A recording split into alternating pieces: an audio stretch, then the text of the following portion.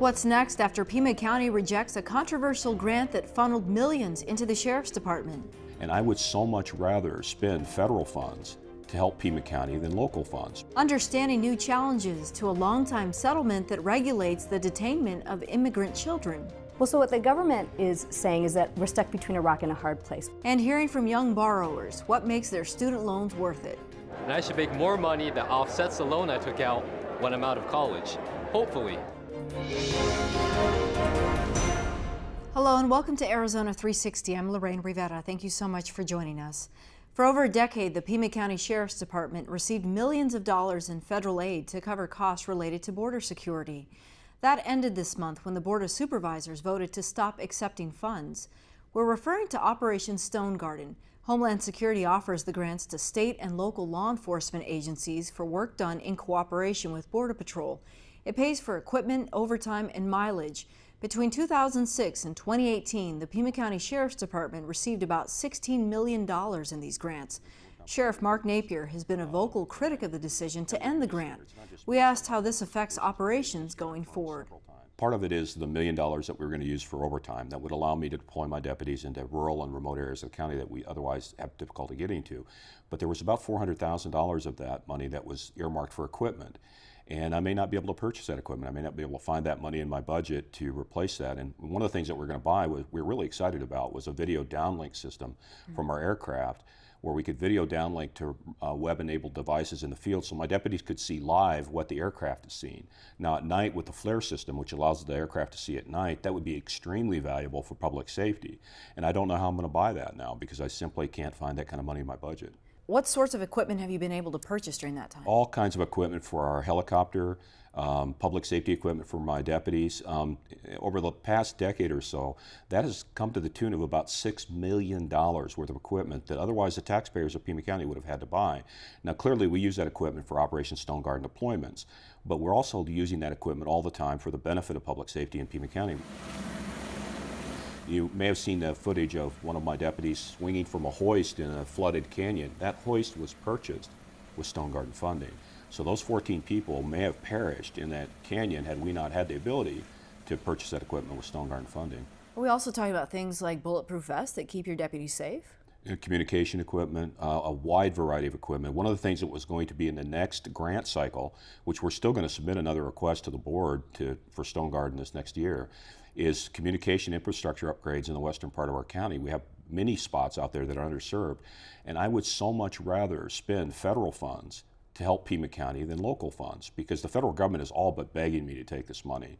They realize that we're a large border county, we're the largest border county in the United States, so they want us as a strategic partner. So they've really been saying, Sheriff, please take this money. We want you to be at the table. And I think it's fundamentally important to public safety here in Pima County. Because Stonegarden often pays for overtime salary and deputies will no longer be receiving that money, does this create some sort of morale issue? Well, I think it creates a morale issue, but the goal of the grant was not to enrich deputies. That was never the goal. But understand that every dime that a deputy got in overtime was probably expended in this community, the economic benefit of Pima County. So it is an economic factor to our deputies, because I know my son is a Tucson police officer. He works off duty a lot to supplement his income, because these brave people are not in this job to get rich, and so they have to work extra in order to provide a standard of living that they're comfortable for their families. As the largest border county in the country, do you worry that your deputies, perhaps even your residents, are less safe because this funding's not there? Well, I would go a step further, Lorraine, that because we know approximately 40% of the illegal narcotics that come into the United States will come through Pima County at some point, we've made this country less safe, because the drugs that we don't interdict here go elsewhere. And that's all over the country. And I've told other sheriffs, you know, if I can interdict it in my backyard, people don't die in your front yard. In February, they created a set of conditions for you to follow, and my understanding, you met all of those, and the funding was still declined. That can't be easy. No, that's hard, because the goal line kept moving. I kept running toward the goal line dutifully, saying, okay, if this will make you more comfortable, we'll do this. And the county administrator, it's not just me saying I met those conditions, the county administrator affirmed several times that the sheriff department had done everything asked of it. And then they were trying to apply 5 more conditions to the grant. I said, okay, If that's what it takes, I will find a way to do it. I may be the only sheriff in the United States, especially Republican sheriff, that actively works with the ACLU. The ACLU helped me draft our racial profiling policy because I don't know everything. I don't think I woke up this morning knowing everything. And I benefit by listening to other people. You know, there are people who are watching this and thinking, at what point will you start to say enough is enough and I've got to go my own way and protect this community? Well, what I'm going to have to do, Lorraine, is I still have an affirmative responsibility to keep us safe. So I'm going to be doing very soon almost identical to what we were doing under Operation Stonegarden. Unfortunately, that will have to be borne on the backs of the taxpayers of this county. The other thing is that the Board of Supervisors had in hand, when they rejected this grant, a letter of support from every agency head in Pima County, to include Chief Magnus of the Tucson Police Department. So they knew that hundreds of years of law enforcement experience was telling them this is fundamentally necessary to public safety in our county, and they still said no. That's political interference in the duties of another elected official. Okay, Sheriff Mark Napier, thank you. Thank you. One of 3 votes to end Stonegarden came from Supervisor Ramon Valadez. Months earlier, he cast the tie-breaking vote opting to continue the program as long as the department met certain conditions. This time around, Supervisor Steve Christie was the only supervisor present to support Stonegarden. Both joined us to explain their differences. I look at it totally as a political issue. For 12 years, this Board of Supervisors, which Supervisor Valadez and the 2 other Democrats majority on the board served upon for 12 years under 2 different administrations, the bulk of which was under the Obama administration. That money from Stonegarden was readily accepted. It was a routine matter that was buried in the consent agenda, and there was no discussion. What caused that money all of a sudden to become nefarious in nature and suspect? One reason and one reason only, and it's political, and it's because of President Trump. And the opponents of accepting the Stonegarden grant are doing so not because the money is inherently bad or that it's going to bad things and doing bad things. It's because it's an attempt to take a swipe at President Trump and the administration. Pure and simple. It's political. The issue is, if you really think about the discussion that's been happening nationally, when we had started this whole discussion earlier this year, that was 2 Homeland Security secretaries ago, when we were talking about the wall, we were talking about more deportations. Since that time, we're now talking about children being separated from their families, children in detention centers who are being abused and molested by the people that are supposed to be taking care of them, a zero tolerance policy, criminalizing of asylum seekers, which we've never done, and on and on and on. So part of the problem is, Steve may call it politicalization, or that it's a vote against the Trump policy or the Trump administration. I would tell you it's a fundamental difference in opinion in terms of where we are going in immigration policy. And I'll tell you, I'll be very honest, neither party has been particularly good at solving the problem. So this is principle versus public safety? No, as a matter of fact, it's not public safety either. Remember, the Stonegarden is a $1.3 million grant that's intended for overtime and equipment in a $164 million budget. So it's less than 1%. Okay? Now let's put that in perspective. And I brought some statistics here. And let me show you a quick map. This is a map of Pima County. We have 123 miles of border. The sheriff is responsible for 4% of it. Okay? If we take a look at where the stops for Stonegarden are, and you take a look at here, over 90% of the stops are along state routes and highways, which are the jurisdiction of DPS. So, I mean, part of the question is, okay, so you have 4% of the jurisdiction. It's less than 1% of your budget. Most of your stops are in DPS jurisdiction. Okay, I understand you're trying to make an argument that we're jeopardizing public safety, but exactly where are we jeopardizing public safety? Your budget still allows the same deputies to be out on the streets. This was for overtime pay. Ramon, Sheriff Napier wants to reapply. He's hoping that cooler heads will prevail, that if perhaps there's more time to really process this, that perhaps things could change. How likely is it that this board will eventually vote to have the money back in place? Well, I'll tell you what, without addressing that part of it, because that's something that's obviously going to involve 3 other people than the 2 that are here. But I will tell you the process that we set up. We expanded the what has been referred to as the Community Law Enforcement Partnership Commission, the CLEPC, which was originally set up as one of the 5 conditions to deal and prevent the issue of racial profiling at any level of law enforcement. What we expanded that for each district by 1 member who had to be a criminal justice expert.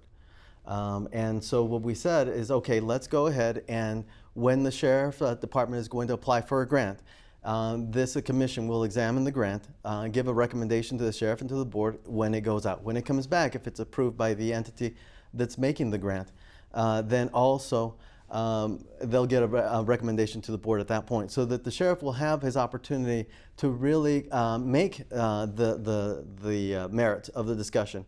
You talk about the CLPEC committee. The last meeting I attended, they could not even come to an agreement amongst themselves whether or not to accept the grant. So I'm concerned about how that committee is going to be functioning, what their mission is, how they're going to approach future grants and things of this nature. And it's not a clear-cut mission that this commission has, because there's so much disagreement amongst themselves. As I said, they couldn't even come to their own agreement about accepting this grant or not. Many people probably see the value of including the citizen component, but when you have letters from law enforcement all over the state, Democrat and Republican, saying take the money, and you don't listen to them, does that create a problem about what you think about law enforcement in this state? No, and I've been actually very clear. First of all, for those that came out of outside of Pima County, they're not part of this community. Bottom line, I was elected to serve our community. Those are whose priorities I place above any others. Our Tucson police chief is hardly a Trump lover or admirer, but he vehemently asked the board to accept the Stonegarden grant. So law enforcement, regardless of their political persuasion or regardless of who they like or dislike in the White House, unanimously in our community have asked that this grant be accepted. And simply and plainly, as I've been saying all along, it's just another melodramatic political grandstanding attempt to take a swipe at President Trump. Any immigration issue that's related to Trump policies, are you saying it's likely the Pima County Board of Supervisors, the majority perhaps, will shut it down? What I am saying is, if there's an issue that creates a perception amongst our minority and immigrant communities where they can't call the heroes that we've just talked about to come in and stop a crime, we are creating pockets of crime, and that's not an acceptable alternative to me. And the truth is, if you take a look at statistics here, we can show you that the supposed stops that are being done by the Sheriff's Department aren't along the county roads, they're along state highways and routes that should be being patrolled by DPS. So where's DPS? But Sheriff Napier has stated consistently that the vast majority of calls that his deputies get for emergency services are those who are entering this country illegally and are in trouble and distressed. And he still says, and he has said consistently, that it doesn't matter to him or his deputies where these folks come from, how they got here, why they got here. If they're in trouble, they will be responded to by the deputies. All right, my thanks to both of you. Thank you.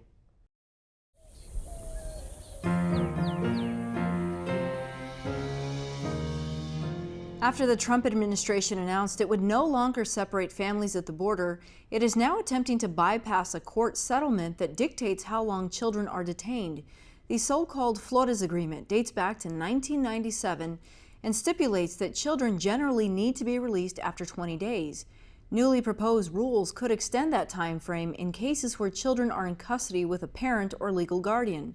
To understand how the settlement originated and its impact on immigration policies, we turn to Shefali Milcherik Desai, faculty at the University of Arizona James E. Rogers College of Law. Tell me what the Flores Agreement really is. What does this mean?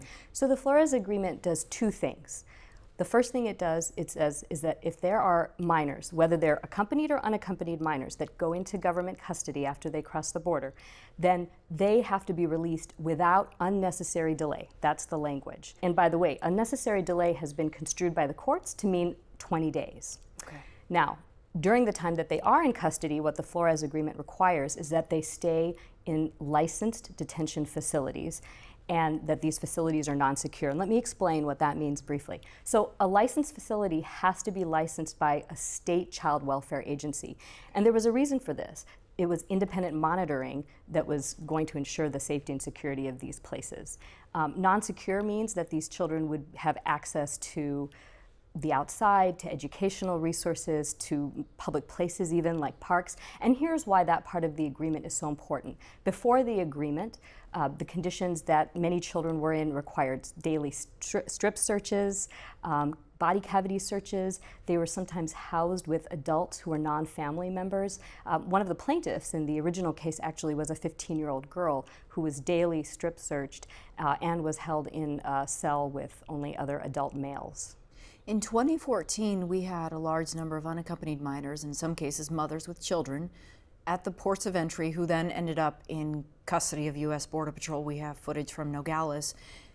Did this also meet that same criteria? Should those children have been released prior to the 20 days? Under the Flores Agreement, all children, all minors, have to be treated in the way that I just described under the agreement. And that was reinforced in 2015 by a federal district court judge.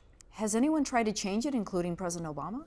The Obama administration did try to change or come out from under the Flores Agreement in 2015, and that's the court case I was referring to.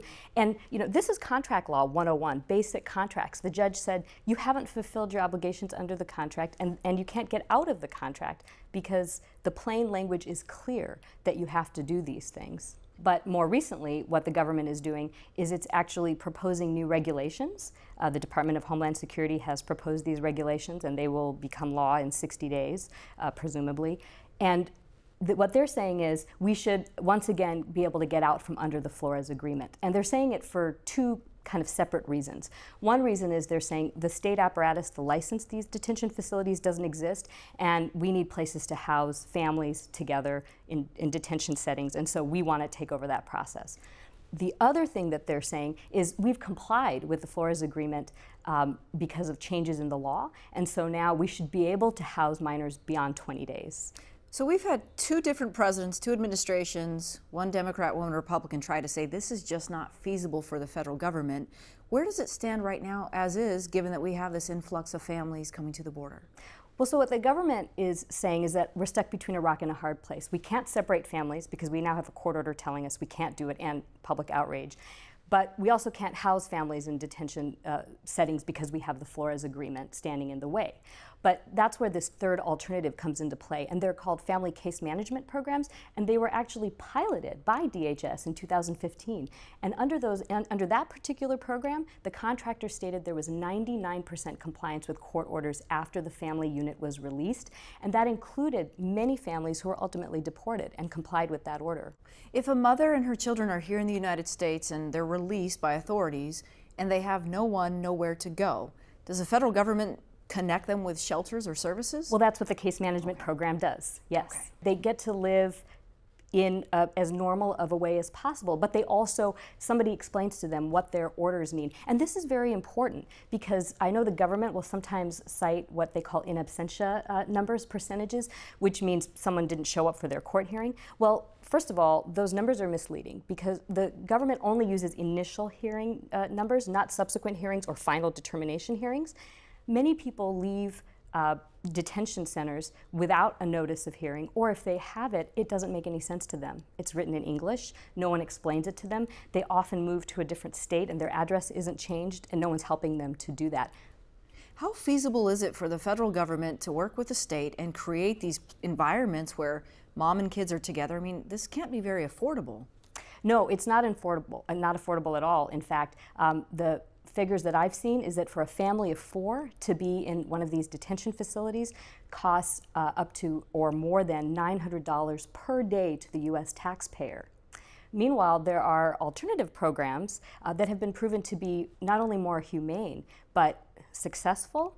And those programs cost on average about $36 a day for a family. There are likely American taxpayers who are listening to you and saying, but at what point will we continue to fund this? And at what point are we are we not providing services for people in this country already? Yes, and I think saving over $800 a day is a big start for folks who don't think that that's where our money should be going, because right now with the detention centers, we're spending far more than we need to. And then I want to come back to the legal access issue, because attorneys not only help people determine when they have valid claims and get them through that system as expeditiously as possible, but they also explain to folks when they don't have valid claims. And that's very valuable, I think. And the other thing that we can do is fund our immigration courts and make them independent so that we can do away with the backlog and also make sure that the laws are equitably enforced. All right, Shefali, thank you. Thank you very much for having me.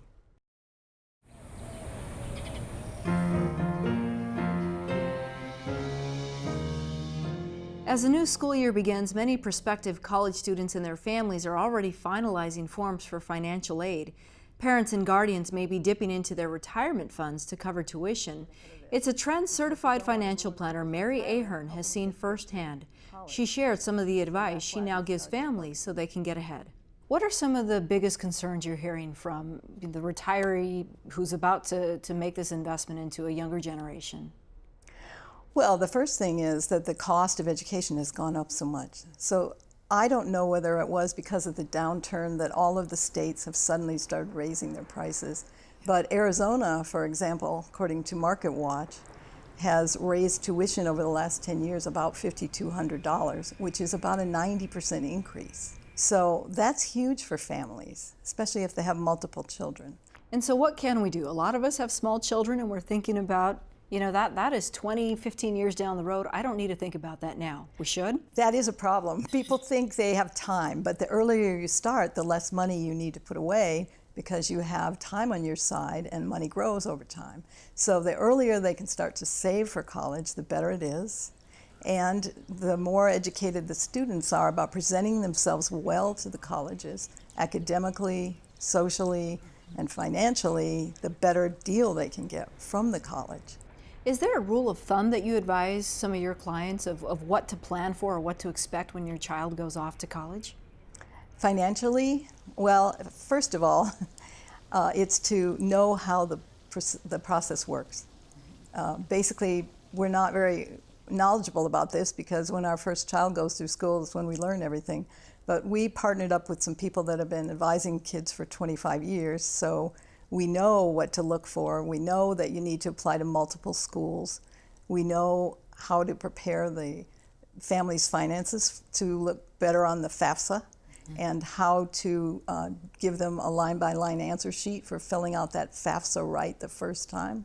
We hear from the Department of Education that 75% of the FAFSAs come in with errors. And that can cost thousands of dollars in potential aid. As I recall, the FAFSA, you had to be in by a certain time, and if you didn't, you lose your spot. Yes, it's first come, first served with college money. And the FAFSA is due October 1st of your senior year. So we try to work with sophomores, freshmen even, sophomores particularly, because you need to rearrange your finances for the family if you're going to the year before you submit that, which means the December 31st tax return of your junior year is the year they're going to look at when you apply in your senior year. So you see how we have to get ahead of it. Do you find that there are families who are postponing retirement because there's an obligation to help a child pursue higher education? I am finding that, and I'm trying to head that off. That's exactly why we're working on this. Are there younger generations who are saying, I might as well apply for scholarships, for financial aid. I don't want to change my parents' plans because of me and the rising cost of tuition? Well, that's what everyone should be saying. And so that's what we try to help them to do. How much should a family plan on saving every month when child is born to when they're expected to go off to the next phase of their education? Well, that's sort of an individual thing, but we should find some number that's comfortable for savings. And if we started right when the child was born, we'd be all right. You know, it may be that some families can save $1,000 a month or some can save $100 a month, but if they make a plan and stick with it, they'll amass some money. Is there a ballpark figure that you tell families they should prepare for? No, because one of the great things is schools do have money. And when you look at the sticker price, I always call it the sticker price for the school, you know, when you go out to buy a car, you don't pay the sticker price. So there are negotiations that go on with schools, and some of us didn't realize this when we sent our own kids through school, but there's plenty you can do to get a better deal from the colleges, and it isn't just the in-state schools. Parents say to kids, you need to go to Pima College, you need to go to the U of A because that's what we can afford, but actually what they need to do is figure out what career they want, and we have tools to help them.